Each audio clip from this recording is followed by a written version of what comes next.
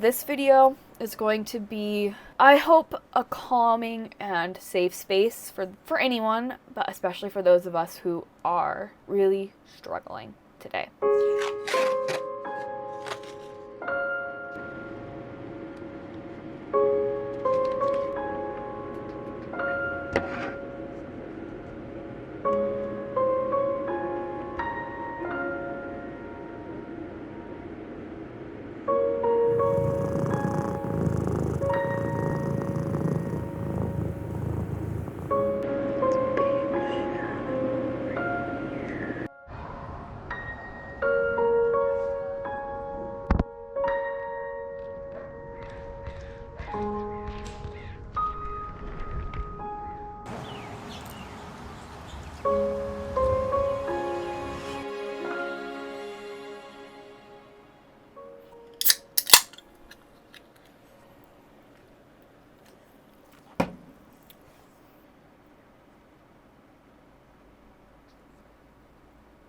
I am not okay.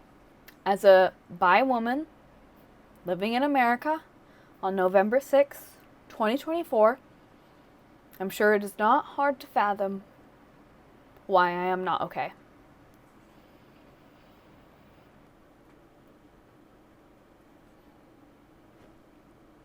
And if you watching this right now, if you are queer, if you're trans, if you're a person of color, if you have a uterus, or if you're just simply an ally who is grieving as much as the rest of us are today, know that you will always have a place on my little corner of the internet. You will always have a place in my community. I know my community is not very big right now, but no matter the size of my community, queer, trans, reproductive rights, all of that is first and foremost my priority. I will not tolerate bigotry or hate. I will not tolerate homophobia, transphobia, sexism, racism, xenophobia. That stuff is not tolerated here. So if I just offended you by anything I just said, click away. Unsubscribe.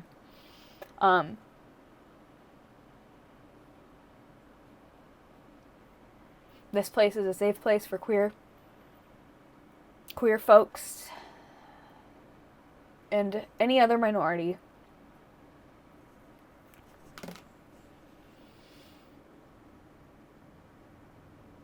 Okay. So with that, because I am not okay, I'm going to be taking care of my mental well-being as best as I possibly can today by doing as little responsibilities as possible. And in fact, I want to spend today creating art. I know previously in a video I said when my mood is crappy, I noticed that my creativity and art suffers greatly, but I don't know. I feel like today I'm so far surpassed crappy mood that maybe I can create something really nice today. And if you are struggling a lot, please reach out to people that you love and trust. Reach out to resources that I have on screen or in my video description. Even just comment on, like, if you want to, if you just want to comment on this video and say, hey, I'm not doing okay, like, I will like that comment and respond. If I get a lot of comments, maybe that'll be harder to respond to them all, but currently my viewership is very small, so yeah. Done. Great. Good girl. Wait.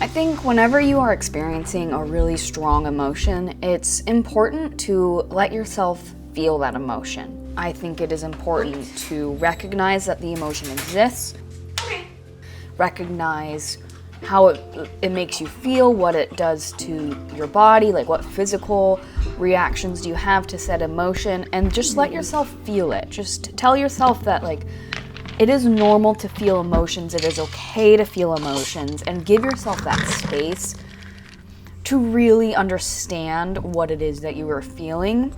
Because when we push difficult emotions aside, when we ignore them, when we push them back or down, it's going to eventually blow up or become a worse problem. So I think as long as you are ready, you need to let yourself feel those emotions.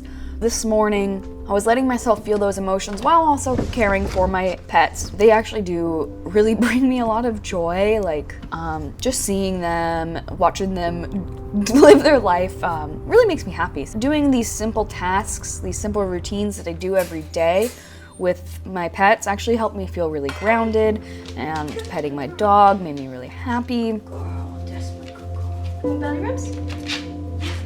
Yes, good girl.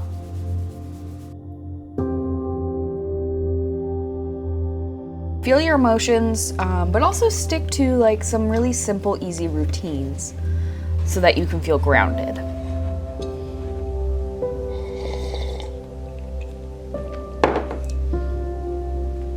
As I ate breakfast, I put on one of my comfort shows, The Office.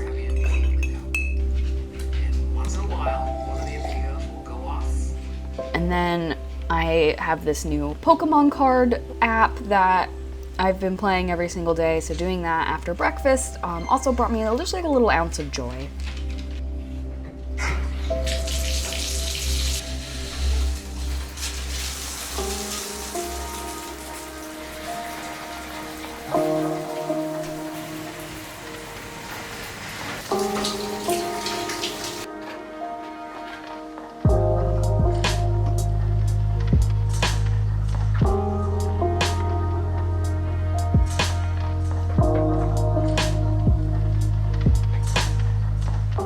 And if you're feeling up to it, if you have the energy, get ready, take a shower, get clean. I always feel really refreshed after a shower, and just the process of getting ready. Sometimes I don't want to go through that process, but sometimes it is very therapeutic. So if you have the energy to do that, at the very least, maybe splash some water on your face. Yeah, I don't know, just kind of give yourself, give your like physical body just like a little refresher.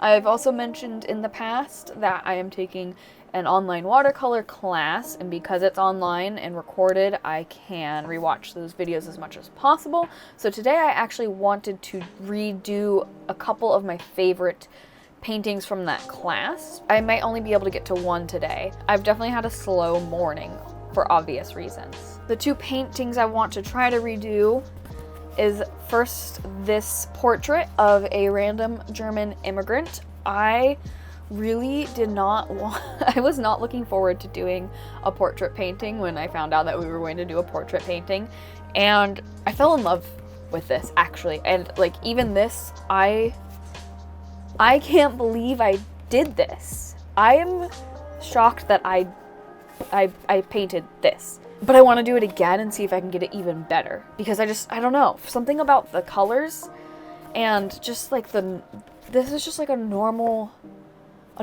guy, you know?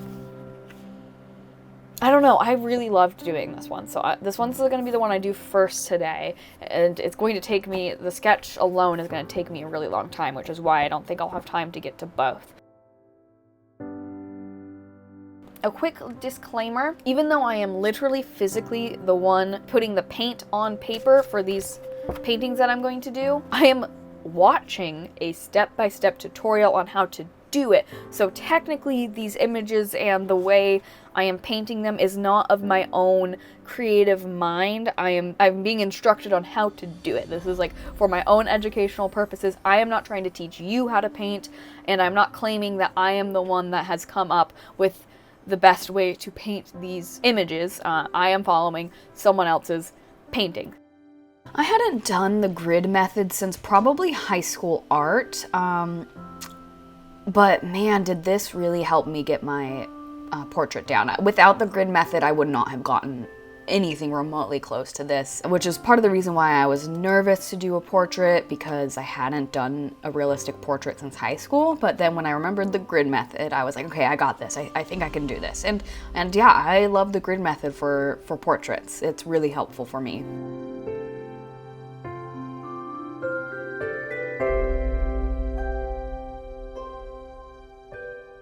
And I love you back. And I love you back. So let me say, my heart is full today. My heart is full today, full of gratitude for the trust you have placed in me. The outcome of this election is not what we wanted, but hear me when I say, the light of America's promise will always burn bright.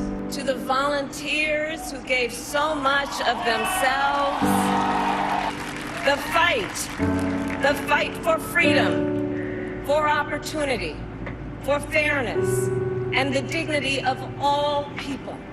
A fight for the ideals at the heart of our nation, the ideals that reflect America at our best.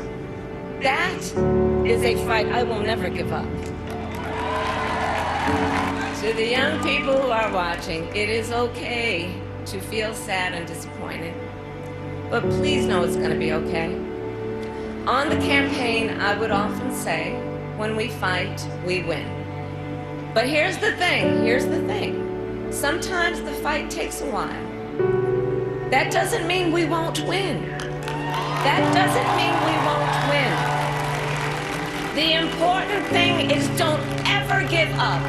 Don't ever give up. Don't ever stop trying to make the world a better place. You have power. You have power.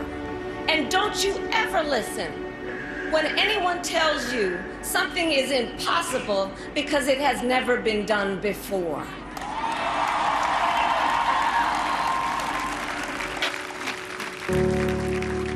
You have the capacity to do extraordinary good in the world.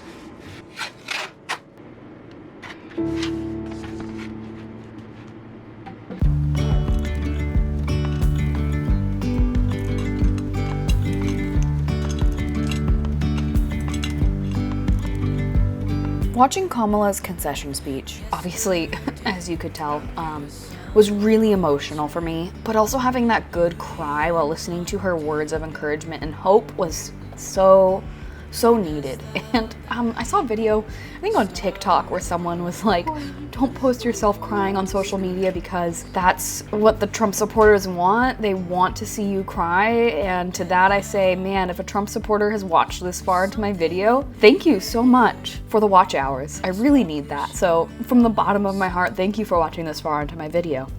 For everyone else, I hope you know it's okay to cry for something like this. I think there's going to be people that are going to tell you that it's silly to cry over politics, but if you clicked on this video, it's probably because you know this is so much more than politics. This is our lives and our rights at stake. So it's okay to cry. It really is, and it's a really good release for sure. Beyond gravel, beyond all.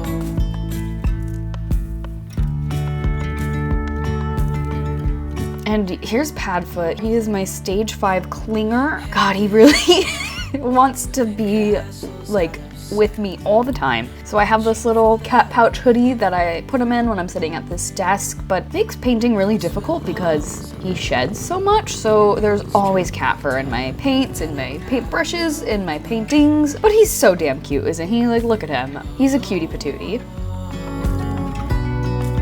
Dreamy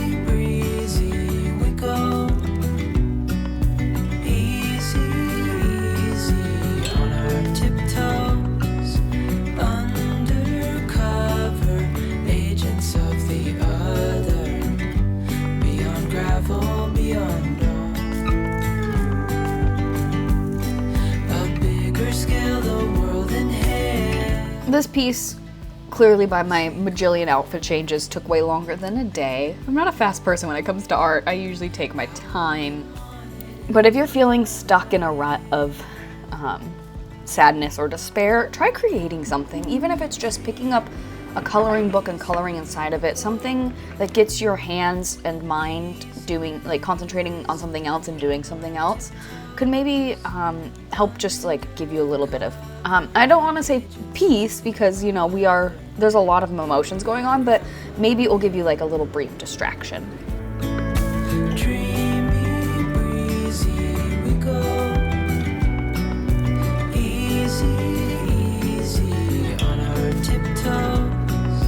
Undercover agents of the other. Beyond gravel, beyond all.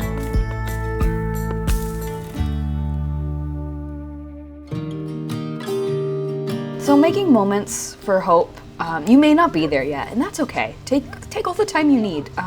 But as I said earlier in this video, my pets really bring me a lot of joy, and playing with my dog outside, playing her favorite game, Tug, it does bring me a lot of joy. Seeing how into it she gets, she's so into it. She's very strong. She's a very strong girl. And if you can make moments for hope, do that. If you're ready for that, do that. 'Cause you glue all the pieces back together. Yeah, you take all my wrongs and make them better. Yeah, you're making me wanna try forever. And I feel so free. Oh, my sweet baby. Really?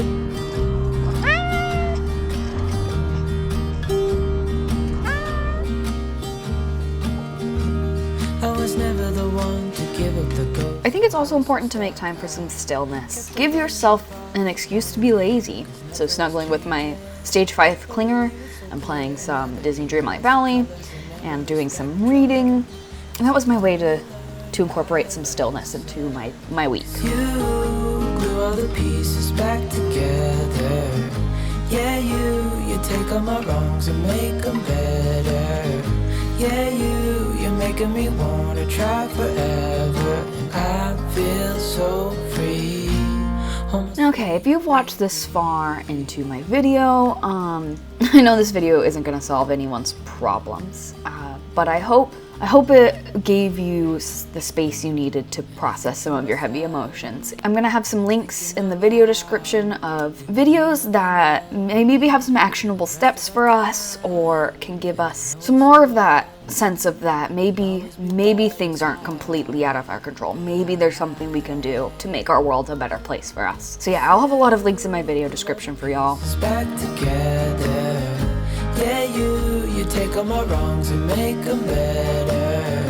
Yeah, you're making me wanna try. For some final touches, I like to get some white acrylic paint, add a little bit of highlight, and just a few fine details here and there that you can't get with just straight watercolor because they are a translucent medium.